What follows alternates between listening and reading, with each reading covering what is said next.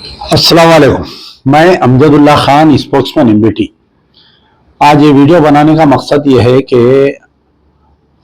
आने वाले एक दो दिन के बाद में जो है 18 मई आने वाली है और 18 मई हैदराबाद की तारीख के लिए एक बहुत अहम दिन है। इसलिए अहम दिन है कि 18 मई 2007 को हैदराबाद की तारीखी मक्का मस्जिद में एक धमाका किया गया था, जिसके अंदर 9 लोग स्पॉट पे शहीद हो गए थे और तकरीबन 100 से ज्यादा लोग जख्मी हुए थे। और बाद में जो पुलिस फायरिंग हुई थी उसके अंदर भी तकरीबन 7 से 8 लोग मर गए। जो लोग जख्मी हुए थे कुछ दिन के बाद में वो लोग भी मर गए और परमानेंट अपाहिज हो गए। लेकिन अफसोस का मुकाम यह है कि आज 17 साल होने का वक्त आ रहा है। 17 साल बीत जाने के बाद में भी मक्का मस्जिद के जो खातिल है ना तो उनको गिरफ्तार किया गया, ना तो उनको सजा दी गई। और जो विक्टिम्स है मक्का मस्जिद ब्लास्ट के, जो लोग मर गए, जो लोग जख्मी है, परमानेंट अपाहिज हो गए, वो लोग कोई काम के नहीं रहे इस दुनिया में, उनके लिए जो है सरकारें कुछ नहीं किया।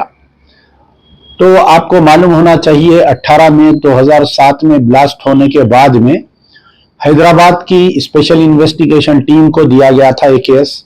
हैदराबाद की स्पेशल इन्वेस्टिगेशन टीम और उस वक्त हैदराबाद की पुलिस, उस वक्त जो गवर्नमेंट थी डॉक्टर वाईएस राजशेखर रेड्डी की गवर्नमेंट थी, तो उस वक्त की पुलिस ने यह दावा किया था कि कोई मुस्लिम आतंकवादी संगठन जिसका ताल्लुक बांग्लादेश से है, पाकिस्तान से, उन्होंने ब्लास्ट किया और तकरीबन 100 से ज्यादा बच्चों को 3 अलग अलग एफआईआर में गिरफ्तार किया था।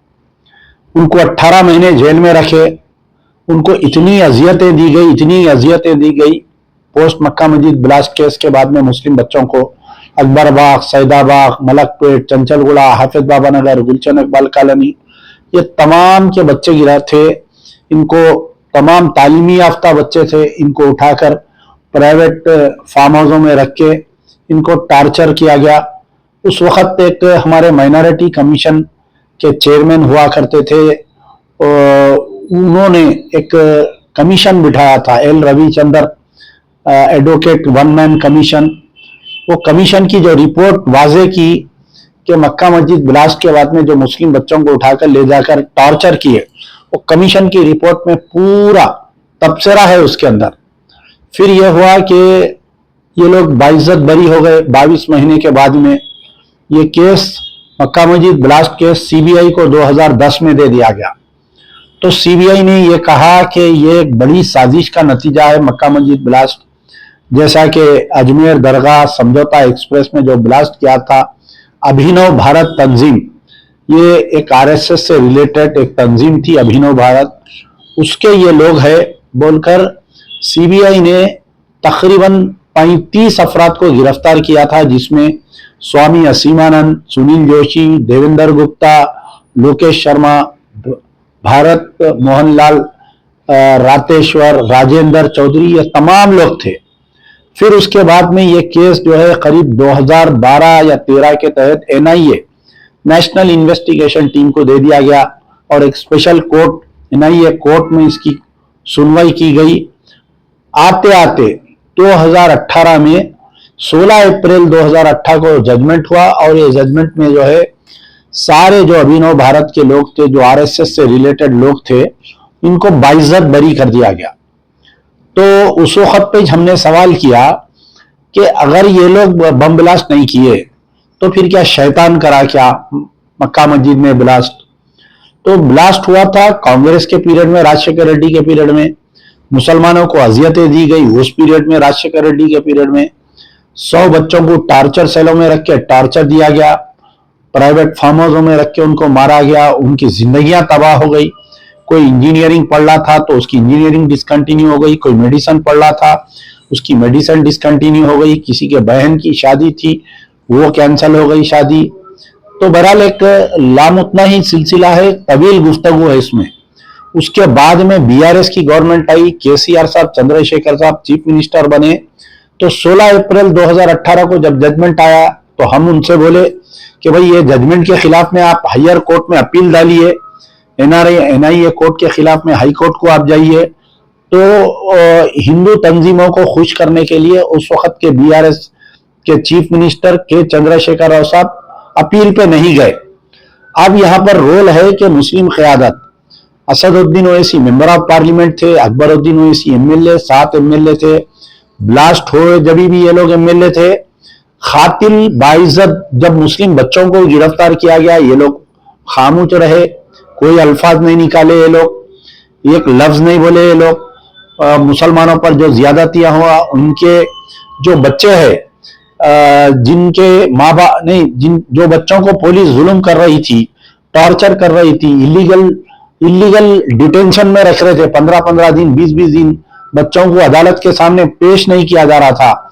उनके वालिदैन जब दारुसलाम जा रहे थे तो यही असदुद्दीन ओवैसी, अकबरुद्दीन ओवैसी उनके वालिदैन को झिड़कियां देकर बाहर निकाल रहे थे। 18 महीने बच्चे जेल में रहे।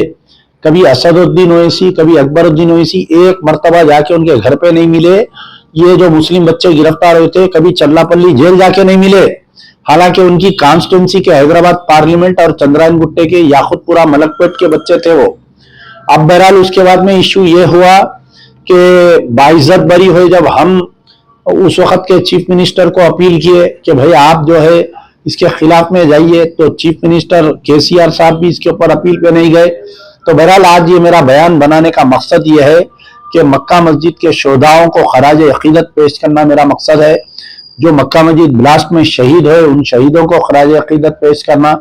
जो पुलिस फायरिंग में जो बेगुनाह नमाजियां जो के ऊपर जो पुलिस फायरिंग की गई थी, उसके ऊपर एक 1 मैन कमीशन, उसके ऊपर भी एक कमीशन बैठा था, उसकी कमीशन की भी रिपोर्ट अभी तक असेंबली में पेश नहीं की गई।